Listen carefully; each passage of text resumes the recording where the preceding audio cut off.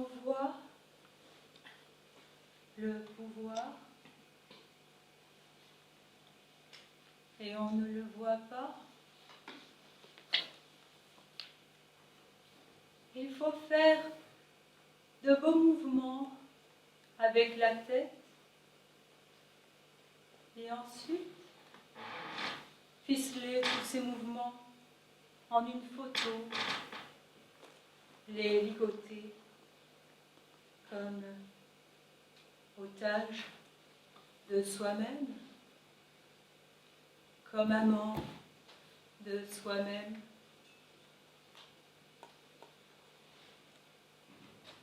C'est pour cela que les innombrables maîtresses de Jack m'ont si peu dérangée, car elles ne faisaient aucun effet.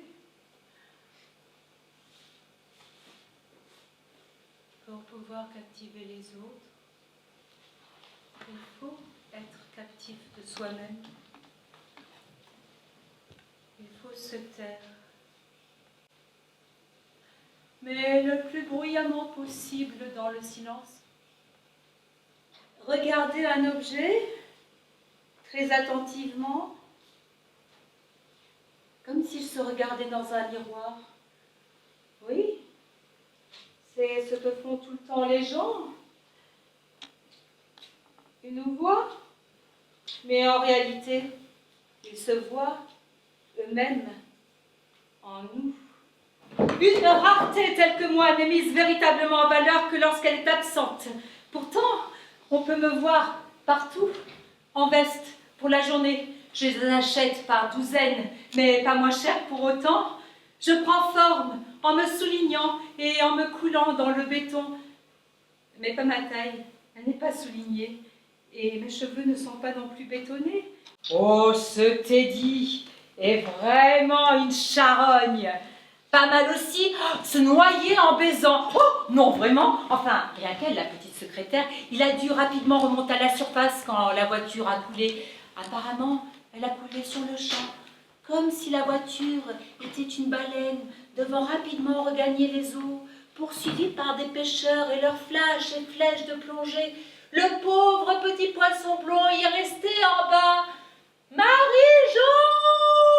Docile, je me suis transformée en statue sur laquelle s'effondre un homme en sang, dont certainement personne n'oubliera le visage de ses ultimes minutes. Pendant qu'on y est, les humains peuvent aussi se couler dans le béton. Mon mari a disparu. Il reste une éternelle cicatrice, englobée d'une lumière éternelle. Oh, John n'a pas eu le droit d'y entrer plus tard, parce qu'il n'avait pas servi. Désormais, il est cendre dans la mer, et les bateaux de l'America's Cup le traversent. C'est sympa aussi, non? Je ne peux tout de même pas prétexter un rendez-vous ici, à l'hôpital. Nous nous tenons dans les bras l'un de l'autre et nous nous tapotons doucement le dos, tout en pleurant en silence parce que tant d'entre nous sont morts. Maintenant, nous aussi, en tout cas moi, je suis morte. Ça va aller, on se dit, ça va aller. Laissons tout sortir, même le moindre petit bobo. Ma crise de larmes à peine terminée, c'est Ethel qui commence la sienne. Joanne apparaît sans larmes, mais se met à pleurer elle aussi. Non, je me suis trompée. De cette expression du visage, vous n'allez rien pouvoir faire. Prenez plutôt celle-là. J'ai déjà essayé ailleurs, mais ça ne me convenait pas.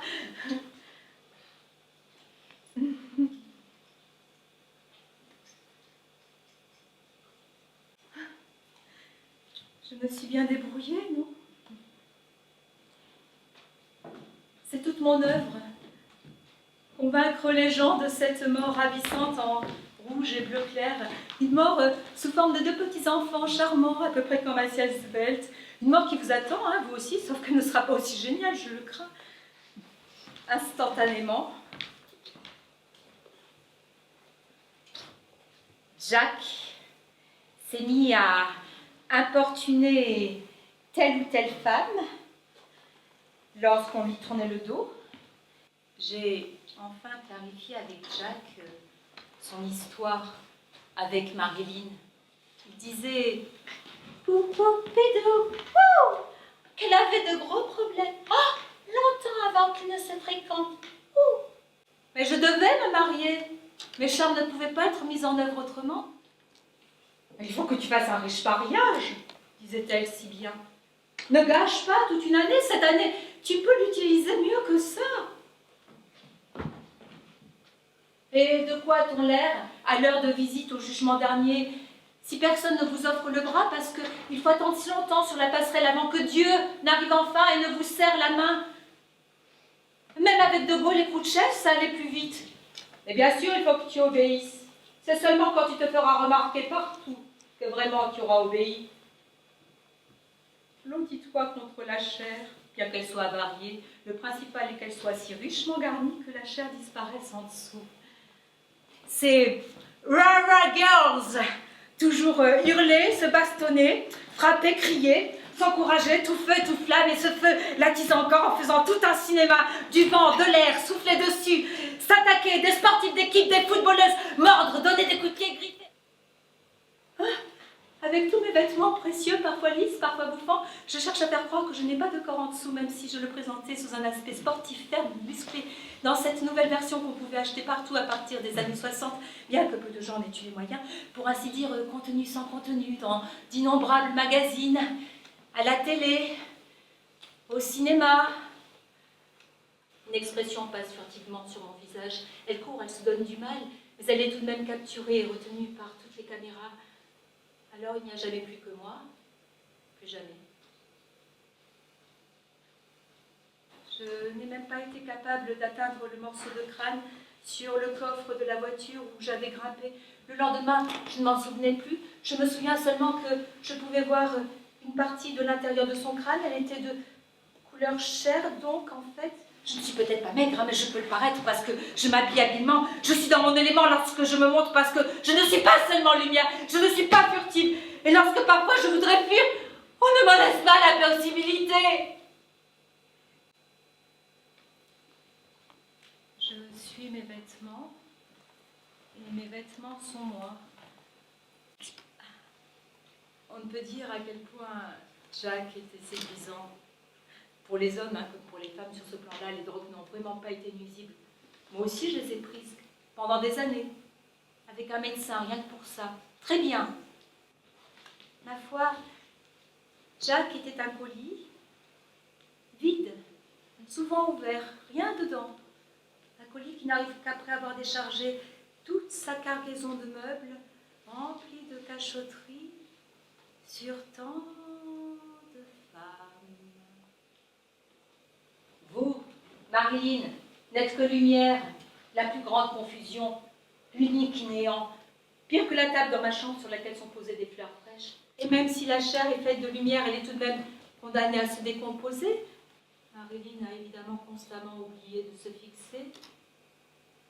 Les cheveux débordés du cercueil et refusé d'y entrer. La plus grande humiliation. À mes cheveux à moi, ça ne serait jamais arrivé. Je peux être équipée d'un contour de veuve noire, je peux être de la neige fraîchement tombée à côté de Pablo Casals et d'Isaac Stern. Je peux susurrer et gazouiller comme une petite écolière qui répond à la première question de sa vie, où est passé le lit d'Abraham Lincoln, parce que c'est ici que je peux le mettre. Je fais exactement cela. Faisait longtemps que je voulais le faire.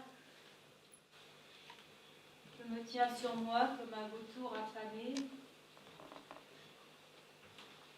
Et j'arrache des morceaux de viande à mon corps pour que la foule voie que je suis aussi faite de chair. J'aimerais vraiment aller vers moi-même pour me consoler, mais il n'y a personne, il n'y a même pas des cheveux, comme chez Marilyn. Cela fait longtemps qu'ils sont tombés à cause de ce foutu cancer.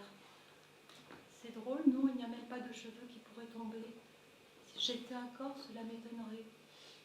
Même pas mes cheveux, mon Dieu, mais regardez-moi ça, il n'y a même pas de cheveux. Absolument inhabitable. Je suis de nouveau en pleine rénovation. J'ai déjà choisi mes draperies. Elles sont tellement belles que personne ne posera plus de questions sur mes cheveux. Oui, c'est comme ça qu'on va faire. évidemment,